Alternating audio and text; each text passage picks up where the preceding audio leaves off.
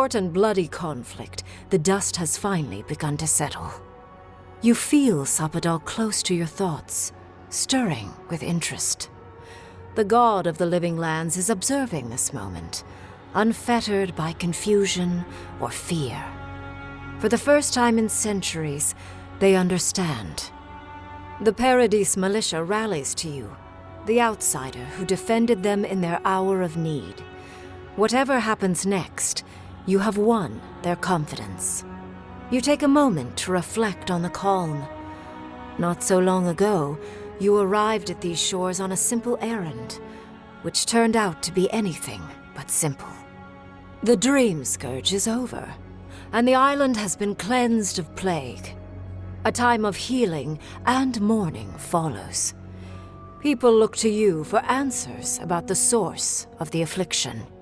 You tell them the truth, how the plague came from a power beyond mortal understanding, and how it is finally at peace. Thanks to you, the living lands has escaped Adiran oppression. The free settlements unite under a common banner and begin the fraught process of negotiating new traditions and values. The Empire withdraws. The frontier remains wild, but not for long. Fugitives no more. The rebels of Paradis return to their home and to other free settlements, bringing their skills and secrets wherever needed. For once, they have a future. The refugees of Emerald Stair resettle in Thirdborn, bringing their skills and research to aid the local community. What starts as an uneasy partnership blossoms into a bond of trust. Through shared adversity, they find common ground. In time, the people of Emerald Stair return to their city of Fior Messiverno.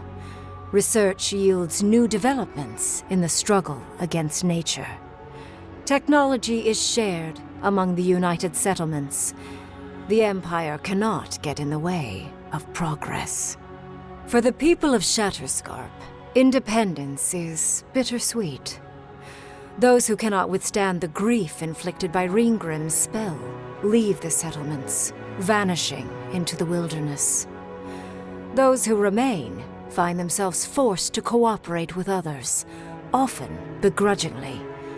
With so many dead, the need to stave off hunger outweighs any distaste for certain trading partners. Solace Keep clings to its long-held isolation at first. But after mourning her friend Kostya, Mihala reluctantly deigns to open the doors of the fortress. Some dwarves greet newcomers with glee. Others still mutter darkly about outsiders. Mihala flounders in her earliest negotiations with the rest of the living lands, but slowly learns compromise. She develops a taste for Valian sweets. For the first time in many years, Kai feels an agreeable restlessness. Not to flee, not to drift, but to venture.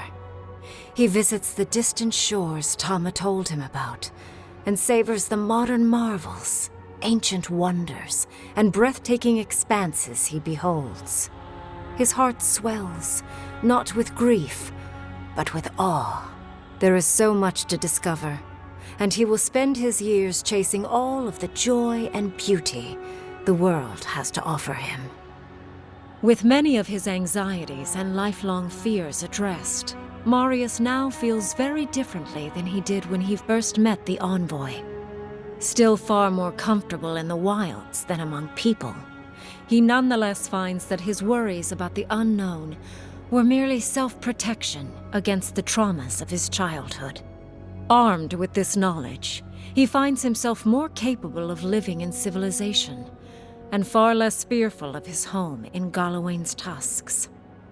While he never regains his former place as a warden of Solace, he spends his time traveling between Solace and Thirdborn, acting as a stubborn ambassador between the two. Giada continues to improve as an animancer. She dedicates her work to the spiritual health of the living lands, nurturing instead of exploiting. Others follow her example, seeking her tutelage from lands far and wide.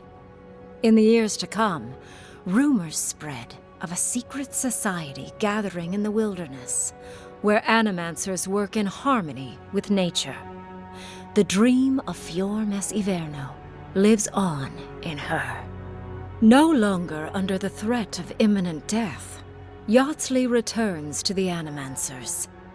Reunited with her beloved Quilici, she helps him and the Animancers as they put their lives together after the attack on Fior Mes Iverno.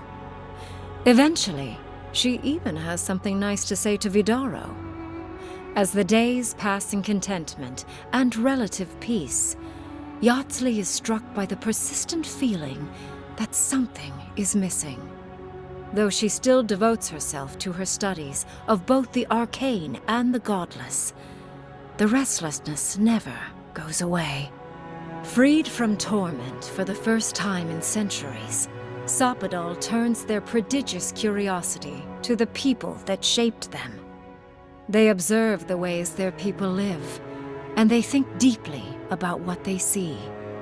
Though they flinch away from moments of violence, and they grieve souls returned to them too soon, the rage that once shook cities to rubble no longer rules them. Instead, they come to you with questions. They want to understand. After a time, they begin tentatively to garden. Where they can, they improve the lives of Kith, and the suffering that troubled them is reduced, if never fully eradicated. Their grief compels them to love, and they love unreservedly, with the power of a god. Sopadal has questions about what happens tomorrow, and the day after. You do your best to keep them calm, until the voice in your head is little more than a polite whisper. After everything you've been through, you don't mind the company. The sounds of celebration pull you out of reverie. Many are waiting to greet you with open arms.